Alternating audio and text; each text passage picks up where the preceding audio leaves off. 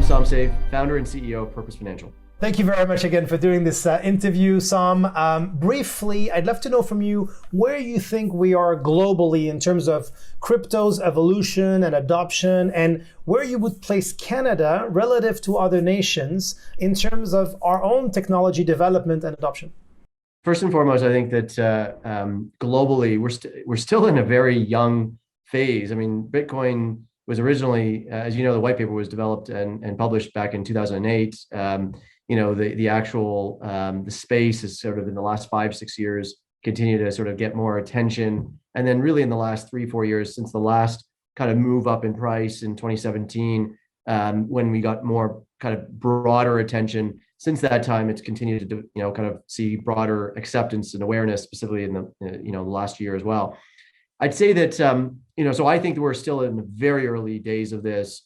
This phase of call it digital asset and value tokenization, in a meaningful way. And I think that the development that continues to happen at the core is really powerful in terms of enabling, different types of ideas and applications, which you're starting to see more and more now. But I think when you think about the opportunity over the next 5 to 10 or 15 years, we're going to continue to see amazing and profound innovation in this space, ideation, and then just development that I think is exciting.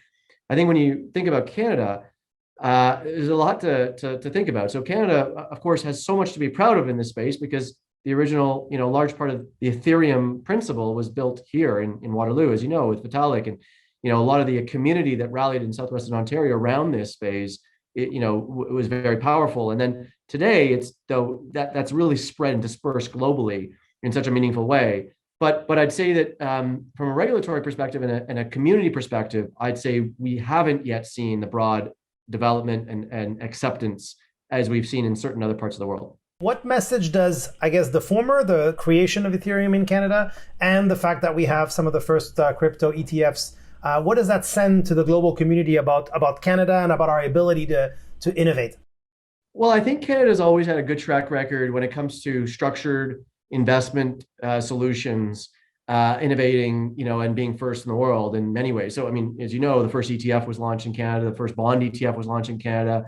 I actually, my previous company, we launched the first active ETF in the world. There's been amazing innovations. And then, of course, now to get the first Bitcoin ETF, I think that says a lot about our regulators' willingness to kind of be thoughtful around conversation about ideas, and also kind of give the kind of sandbox to allow for this type of innovation. I think that if you step away from that, though, I think Canada right now is behind the ball when it comes to broader, kind of regulatory thinking, governmental role in development of innovation. There's a lot of other areas where I think we shouldn't be so proud yet. And we have a lot of things to kind of continue to fix. I mean, we're seeing some progress. I mean, I remember, when you go back like 10, 15 years ago, raising capital in this country was impossible for any venture idea. It was a very difficult space, and there weren't a lot of capital for them. And I think the government did some really good things with some of the VCAP programs and ways to create kind of incentive programs around SHRED and other things like that to drive capital into the system and get more people focused. But ultimately, what really does it is when people have success, when you see people winning, people want to put more money back into the ecosystem. But I still think there's a lot more to be done. And then when you get into the blockchain space, there's a significant amount of capital. And frankly, given the fact that we had some of the best developer minds here in Canada, we should be leading the pack globally as opposed to even, being even with other countries. Now, what implication does the success of Purpose's Bitcoin ETF have for the future of Canada's cryptocurrency markets? And how do you assess what the success means in terms of new or renewed confidence in cryptocurrencies from retail and institutional investors? I think first and foremost, you need to get broader awareness and acceptance. So what I think the fact that we now have a regulated investment fund that is in the elegance of the ETF structure and for both Bitcoin and now Ether, what that will enable is for many investors, whether that be retail investors or institutional investors who historically would not have had the ability to easily access these assets, now they can. So with that, as you know, when you make investments or when you get access to it, you do more research, you do more thoughtful, depth thinking around those assets. And I think people then become more excited and interested in it. So I think at a minimum, it's going to help build awareness and more demand for the assets in time. Being a leader in launching the first Bitcoin ETF and subsequently the first Ether ETFs, I think Canada ultimately also looks good on the global scene. I mean, the criticism that's happening in the United States right now around the SEC's decision not to enable an ETF is being focused on, well, why aren't we when Canada has, right? Like it's really good for Canada to be seen that way. But I think that ultimately for Canada to win truly beyond just this is a nice gesture. It's nice to get this. For Canada to win broadly in the development of how blockchains and how this kind of will change much of society in many ways and industry, it needs to now go to the next step of providing broader innovation cycles and access to these areas for investors, and also not only from an investment perspective, from a development and application perspective too. We've seen major purchases by Tesla, by MicroStrategy, major investments as well by US investment funds mainly. What about Canadian companies' appetite in Bitcoin and crypto more broadly? So it's a good question. I mean, look, we haven't seen any major company in Canada really stand up and take the advocacy role that MicroStrategy or Tesla has done and that leadership. And frankly, maybe that's the conservative nature of Canadian executives, Canadian boards, Canadian leaders. I don't know. I mean, we'll see that, I think, in time. We haven't seen a lot of, there aren't a lot of US companies that have done it either. I mean, that after Tesla announced that, you might have seen a number of other Fortune 500 companies add, Bitcoin to their treasuries or to start to, be more vocal with it. But we haven't seen that. So I don't put it behind that much in Canada that we haven't seen the signaling of it. But I would say that I think there's a lot to be figured out. And you used Elon Musk's name. I mean, he's a smart guy. And I think what ultimately is that people take guidance from really intelligent people who are thinking and have a vision. And, you have to look at every innovation in history has had to have, early adopters, early visionaries that kind of saw it and took it to the next level. And I think that's what, I think Canadian institutions, governments, everyone should be pointing to is like, what do they know? What do they see that we're missing? Because, and then secondly, as investors, we also have to recognize those who are naysayers. And why are they naysayers? What is in their best interest for this not to succeed, which is what I spent a lot of time. And then frankly, this is what got me involved in this many years ago, was that I was kind of like one of those naysayers, but I was doing it from a point of, lack of knowledge. I actually was just talking like Jamie Dimon was or anybody else. And then I sort of said, that's not my style. And I went in actually and learned. And by learning, it opened up my vision. It opened up my mind to what this could be. Now, it was a bet. It was a bet that, we were going to see the infrastructure build and the marketplace kind of continue to develop the way it has. But it was a bet. And you have to make those bets as leaders. And I think that as Canadian leaders, we have to, and Canadian organizations, we have some phenomenal executives in this country. We have some phenomenal leaders and great companies. We need more people to be taking and applying their vision to their industries and how blockchain will ultimately help enable them to compete, innovate, or deflect against, major disruption in the future. I want to talk a bit about blockchain technology specifically, and I'd like to know where Canada actually stands in terms of the development and the adoption of that technology. Maybe you could give us a little bit of a sort of, these are our strengths and these are our weaknesses, and how we can better position Canada, because it is the underlying technology. Of course, many people probably don't even know that about cryptocurrencies.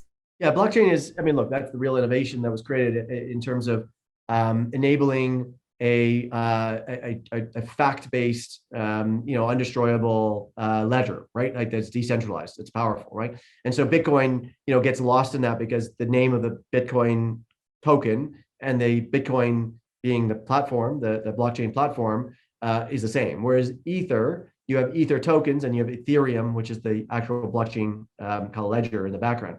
And so, look, I think blockchain technologies are powerful.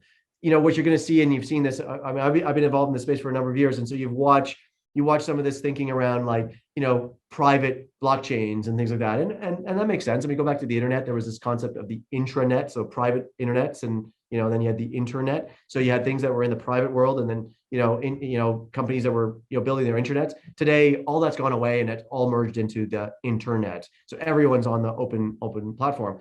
I think over time, what you're going to see is more and more development and focus as the scaling capability of the platforms kind of grow, that more and more people will just build on the major platform, and these private blockchains will go away. I'd say in Canada, as I go back to it, I think Canada is not ahead of the curve in any way on the blockchain side. And again, we should be, because we have great developer mindset. We had early on very high concentration of developer mindset in this country, but that's mostly dispersed now. And so people are globally working on the Ethereum platform. And I think that innovation that is being led is on a global basis today, as opposed to just coming out of Southwestern Ontario. But I do think that Canada has still, this hasn't been lost, and there's still lots to be done. For example, the majority of the work that continues to happen is still at the kind of platform systems and the development of that. And there's so much opportunity. There's a lack of entrepreneurs that are really thinking about the applications and the businesses that can be built on top of the platforms. And I think that's going to be an exciting space. So I think Canada can lead in that. But what does it need for that? We need really access to great capital. So we need smart capital that has a deep thesis in this space. There's people like Boris Wertz out in version 1 in Vancouver that is really deeply focused on this and is making great investments. Companies like Dapper Labs and things like that are doing some really cool things that are Canadian, right? So we should be proud of that. It's a globally renowned platform now, company in that way. But we need more of them, and we need more capital. We need more venture capitalists thinking this way. We need more, call it strategic capital, thinking this way and deploying capital in the space for us to take, our share of the opportunity. And if we want to win, we need to have a government aligned with capital, aligned with strategic, aligned with development, and aligned with, call it education. All of them focusing on coming together and building, a meaningful position in Canada to take a leadership role globally, as opposed to just being a part of the pack. As we wrap up, and based on everything you've shared today, what would be your recommendations to Canada's governments and regulators? I say governments plural, of course, because there's multiple layers in Canada, to specifically ensure we lead the pack, or at least, I guess, we keep up in terms of development of digital currencies and the technology that supports them. Could you maybe lay out 2 or 3 or 4, key things Canada needs to do in your view?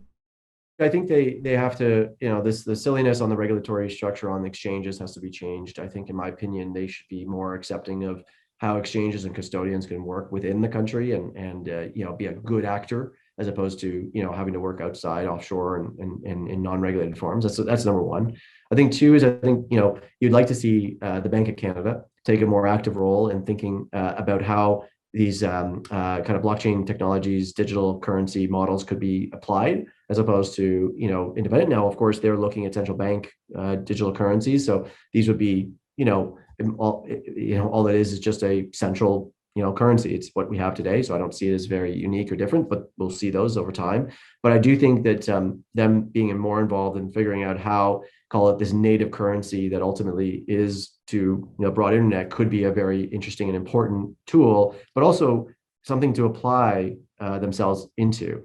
I think that third would be, I think you'd like to see the federal government be more engaged on 2 fronts. One is, broadly how this decentralized finance and blockchains will play a role in open banking, and how it will play a role in, called, the future of finance. And so I think they need to be more engaged in thinking about that. I also, by the way, I think our finance minister and our finance Department of Finance needs to be more focused on innovating on open banking, which is a really important thing that we're way behind on in Canada. And then lastly is, you'd like to see the federal government be more involved in how can we create programs to fund and support the capital formation, the innovation cycle, and the developer community around these technologies to win in our building the intellectual property and the applications in the future. Final question we ask all of our interviewees for a pitch. You sort of have already given us a pitch to Chrystia Freeland. If you had 30 seconds right now directly to pitch anyone in a position of power in Canada, but I'd like you to name that person if you can, to strengthen and to improve our position in crypto, blockchain, and ultimately fintech, who would you pitch? What would you say in 30 seconds? I would pitch the CPP. So, look, we can spend all the time in the world in the government and all the things like that. I wouldn't. The Bank of Canada, it's they'll be stuck in their own way, and I think they'll be fearful more than anything else, and try to be dismissive. I think if you could pitch the CEO of the CPP to take this seriously and to allocate substantial capital to the innovation segment of this, their leadership would result in other major pools of capital deploying capital in the space as well, which would expand, just the basic need of capital to drive development. And I think that would be the first place I'd start.